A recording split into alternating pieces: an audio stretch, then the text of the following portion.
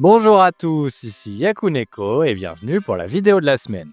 Avant tout, j'aimerais vous remercier, la chaîne a dépassé les 500 abonnés. J'ai commencé les vidéos il y a un an quasiment jour pour jour, au départ pour moi car les vidéos d'Otakult me manquaient, et au final une petite communauté s'est montée, vous êtes nombreux à regarder et à commenter les vidéos régulièrement et je vous en remercie. Fin de l'aparté, cette semaine on a du pain sur la planche, avec le classement bien sûr, mais aussi une nouveauté et les 2 premières semaines de vente du mois de novembre, où il y a pas moins de 8 mangas. Et sur ce, je vous souhaite une très bonne vidéo.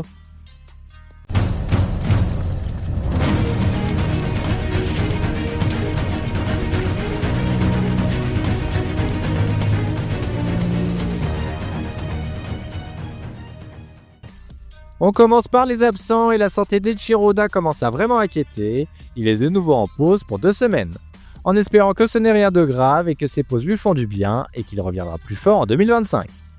Inquiétude au niveau des ventes également, avec un triste record. En effet, c'est la première fois depuis 2008 qu'un tome de One Piece vend moins d'1 million d'unités en 2 semaines. Mais cette statistique est à nuancer tout de même, car ce n'est pas vraiment une surprise. Ça fait déjà un moment que les ventes de One Piece sont en constante chute, et c'est normal pour un manga qui compte désormais 110 tomes et dure depuis 27 ans. On enchaîne avec la couverture de la nouveauté de la semaine, Seedcraft Love is a Mystery de Taichi Tsutsui, notamment connu pour son succès du Weekly Shonen Jump, We Never Learn. Je vous lis le rapide synopsis. Le célèbre détective Seedcraft, il a résolu les affaires les plus difficiles et il est adulé par le public. Mais même lui a un problème majeur. Le créateur de We Never Learn nous présente une mystérieuse affaire d'amour. J'ai lu ce premier chapitre et j'ai trouvé ça sympathique, mais est-ce que j'ai vraiment envie de continuer? Pas vraiment. C'est une comédie romantique mêlée à un manga d'enquête, ça a du potentiel et à un auteur reconnu. Donc je vais me forcer un peu, mais j'ai pas été transcendé par ce premier chapitre non plus. Il a bien entendu 2 autres pages couleurs qui vont nous permettre de parler un peu de son style de dessin. Style qui, même s'il est très classique, est quand même très propre je trouve, c'est plutôt très joli et ça va bien avec l'histoire. Ichi the Witch débarque déjà avec une nouvelle page couleur, après sa première place de la semaine dernière, c'est en même temps on ne peut plus mériter. Je suis enfin à jour dans le manga et j'aime vraiment beaucoup, ça prend son temps mais ça ne me dérange pas du tout, les chapitres se lisent tout seuls. Mimaten a également le droit à une page couleur afin de mettre en avant son premier tome sorti ce mois-ci.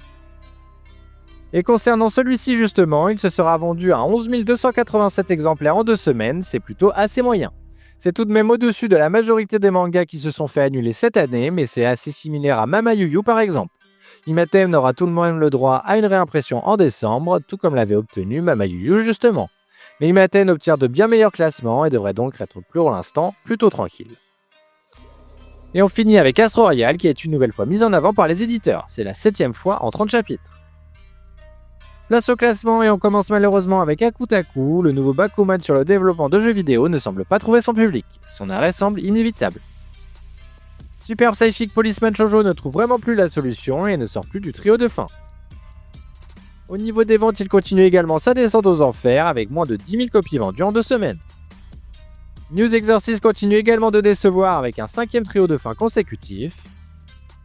Kill Blue revient de page couleur et échappe de peu au trio de fin avec cette 13ème place. Au niveau des ventes, toujours pas de sursaut, il continue de descendre à chaque tome, il en comptait plus de 20 000 en 2 semaines pour son tome 5 et il en compte ici seulement un peu plus de 15 000. Hunter x Hunter gagne une petite place et se place donc à la 12ème position cette semaine. Akane Banashi était en page couleur la semaine dernière et signe ici son pire classement de l'année. Il était pourtant premier il y a 2 numéros, c'est assez incompréhensible. Au niveau des ventes, il ne se porte pas vraiment bien non plus, avec 37 207 exemplaires vendus, il perd environ 3000 ventes par rapport à son précédent tome à la même période. Ultimate Exorcist Kyoshi était également en page couleur la semaine dernière, il revient à une 10ème place dans sa moyenne. Au niveau des ventes, et bien qu'il ait été recommandé par Eiichiro Oda, il obtient un score assez faible. 8933 copies vendues en 2 semaines, ce n'est pas absolument catastrophique, mais ça reste tout de même en dessous de certains mangas annulés. Mission Yozakura Family avait récolté son premier trio de fin la semaine dernière, il s'en sort un peu mieux cette semaine grâce à cette remontée de 5 places, il est donc 9ème. Une petite place de perdu pour Shinobi Undercover, j'espère qu'il parviendra au moins se maintenir dans ces eaux-là, j'apprécie vraiment ma lecture de celui-ci.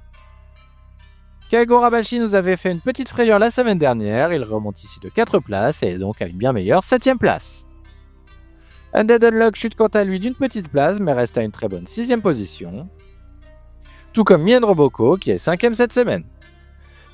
Sakamoto Days parvient à remonter de 2 places mais rate une nouvelle fois le podium avec cette 4ème place. Au niveau des ventes, il se porte par contre très bien, avec 87 208 copies vendues en 2 semaines. Il surclasse son tome 18 de 13 000 copies à la même période. The Elusive Samurai avait contre-performé la semaine dernière, mais parvient ici à réaliser une très belle remontée de 6 places et à se placer sur le podium. Witchwatch fait de même, il était 8ème la semaine dernière et est 2ème cette semaine. Moins de réussite au niveau des ventes par contre, avec seulement 30 669 copies vendues en 2 semaines, il continue sa chute. C'est 4 000 de moins que son tome 18 et presque 10 000 de moins que son tome 14 à la même période. Et tout en haut du classement, on retrouve Blue Box qui réalise une très bonne dernière ligne droite. Grâce à cette nouvelle première place, la deuxième place du classement annuel est une nouvelle fois possible. Tout va se jouer sur le dernier classement la semaine prochaine. Et en plus, grâce à la sortie de son animé, il continue à bien se vendre. Il fait partie des mangas du Jump se vendant le mieux ce mois-ci alors qu'il n'a pas de nouveau tome. Et voilà qui conclut le numéro de la semaine. J'espère que la vidéo vous aura plu. Encore une fois, merci pour les 500 abonnés. Si tout se passe bien, les vidéos continueront au même rythme l'année prochaine. Ce n'est pas toujours évident car ça prend tout de même pas mal de temps, mais je m'accroche grâce à vous. Et sur ce, je vous dis à la semaine prochaine.